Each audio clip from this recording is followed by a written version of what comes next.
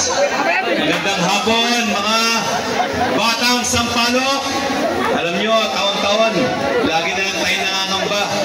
Pakaulanin tayo, pero taon-taon, mukhang malakas talaga tayo sa itaas. Lagi tayo pinagbibigyan, kaya pasalamatan natin ang nasa itaas. Palakpakan natin siya.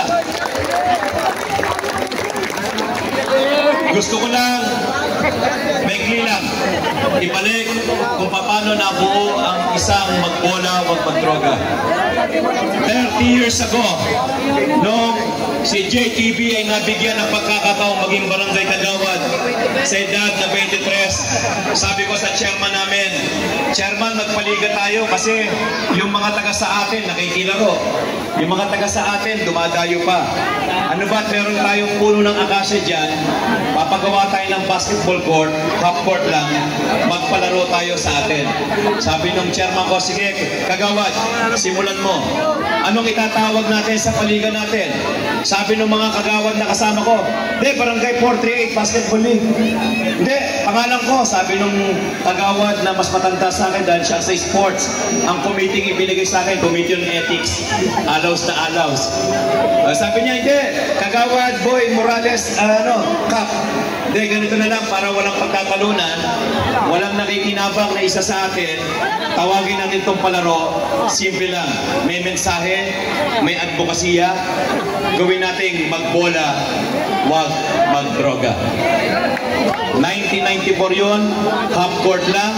1997, pagkatapos isang termino, hindi ko alam, nagugustuhan pala ng barangay ko yung ginagawa ko bilang kagawad. Pinatakbo nila akong chairman sa edad na 26. Nanalo tayo yung half court, ginawa kong full court. Sinama ko na yung katabi kong mga barangay sa paliga namin. Hindi ko na mamalayan, yung mga taga-balik-balik sumasali na at buong Sampaloc sumali na. Wala itong kota. Walang sinisingil na kota. Ang mga nagre-referee, yung mga commissioner na inihila ko, puro sakripisyo. Ngayon, 30 years na nakalipas. Imbes na umunti, parami ng parami tayo. Ibig sabihin, maganda yung organisasyon, maganda ang paliga. Dahil kung pangit ito, huwag na tayong sumali dyan. Pangit, hindi natatapos yan, hindi lagi nagkakagulo. Dahil maayos, parami ng parami ang sumasali, kaya palakpakan natin lahat ang kabataan dito sa Sampaloc, Maynila.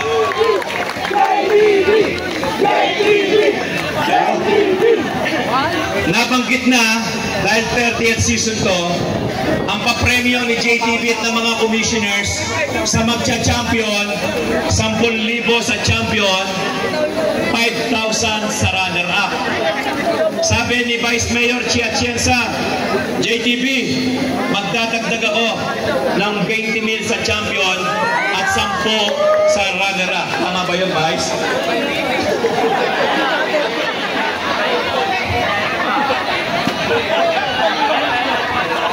Napasuko. Kung may 10 ako, may ethnic si Vice Mayor Chi, ang magcha-champion ngayong 30th season, tatanggap ng 30,000 pesos! At 15 sa 5 division. Ganon, kasaya ito. Sabi ni Vice Chi, JTB, kailan nyo matatapos to? Kailangan bago magsimbang gabi, tapos na kami. Ha? 300 teams, 2.5 buwan lang paglalaruin. Opo, kabisado na namin. Bagamat may challenge sa atin. Maraming salamat sa mga kaibigan kong barangay chairman na nagpapagamit ng mga board nila. Palakpakan natin. Maraming salamat Chairman Jeff Fabiana, Chairman Mike Regala, Chairman Lito Dula, Chairman Erwin Molina, Chairman Rambo, at iba pa, Chairman Justin. Mababawasan tayo ng venue. Yorme, nandito ngayon, nakatingin ng mga kabataan. Pagpasensyahan nyo na. Sa taong ito, hindi na tayo makakalaro sa Dapitan Sports Complex. Bawal na ang pangalang JTB doon. Pag nakita nilang JTB lalaro sa Dapitan, bawal. Ngayon nga, inimbita ko, awarding sa may Andalusia. Tumawag yung kaibigan ko, pare, pasensya na. Bakit? Diretso ako dyan pagkatapos ng opening. Pare, pasensya na. Kinausap ako ng mga staff dito, nalaman ikaw ang darating, bawal ka raw dumating kasi baka matanggal sila sa trabaho. Kaya sa pagkakataong ito, mga kasama, Yorme, nakikiusap kami para makabalik na at makalaro kami sa Dapitan Sports Complex. Pwede ba? Bumalik ka na? Bumalik ka na! Bumalik ka na! Bumalik ka na! Natatandaan ko nung Yorme ka, ikaw pa nagsabi, tumawag ka, nakita mo sa Facebook, JTV, ang dami niya na. Oo nga, boss eh. Tawagan mo si Director Pio, sabihin mo, gamitin yung Dapitan para araw-araw maglalaro ang mga players mo. Nakakalungkot lang, yung isang halal na katulad ko, pagbabawalan, hindi naman ako naglalaro. Pwede, championship sa Albert. Ang ganda ng boss. Kaya lang boss, hindi rin tayo makapasok. Next year, makalaro naman tayo. May awa, tiisan na natin ito. Pero hayaan ninyo, may awa ang Diyos. Alam ko naman, 7 buwan na lang naman ang hihintayin natin. At muling sisigla, hindi na sa sampalok. Sabi ko nga, sana pagdating ng panahon, mabigyan ng pagkakataon ng isang JTV. Itong Distrito 4 ay kilalanin bilang sports capital ng lungsod ng Maynila. Kaya hindi ko na pakakatagalin. Alam ko gustong-gusto nyo ng marionette. Isang tawag ko lang. Boss, pwede ka bang umatin? Yung dati kong iniimbita. Ayaw. Mainit. Lagi tayo natatanggihan. Ito, isang text ko lang. Approve agad. Kaya... Minamahal na lungsod, ang bagong liwanag ng Maynila. Palakpakan po natin. Your best choice, magiging Vice Mayor G. Atienza.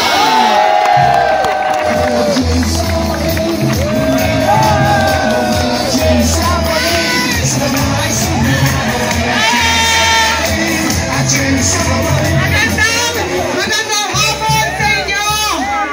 Kamusta po kayo? Excited na ba kayo mag-umpisa? Ako po si G. Atienza, ang bunsong anak ng dating puting Mayor Lito Atienza. Ako rin ang direktora ng Kababaihan ng Maynila. At galing...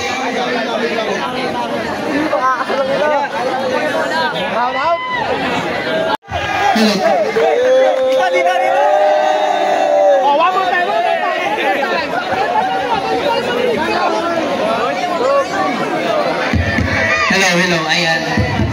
Hey! Kagaya ng kapatid na si Kuya Kim. Kamukha ko ba kuya ko? Oo. Diyos ko. Ako rin po isang broadcast journalist. Pero ngayon, katambal ni Yorme Moreno Dumagoso. Masayang-masaya po kaming makasama kayong lahat. At proud na proud kami kay Congressman JTV. Palakpakan naman natin siya. Dahil kung wala siya, walang ganitong proyekto ngayon para sa mga kabataan. Gusto ko alam ninyo na sa tambalang Yorme at G. Atienza, susuportahan po namin ang ganitong mga proyekto na susuporta sa mga kabataan dahil naniniwala kami na dapat maramdaman nyo ang kalinga ng gobyerno. Pero, gusto niyo ba kumalik si Yorme? Dito malakas, dito. Dito, gusto niyo ba bumalik si Yorme?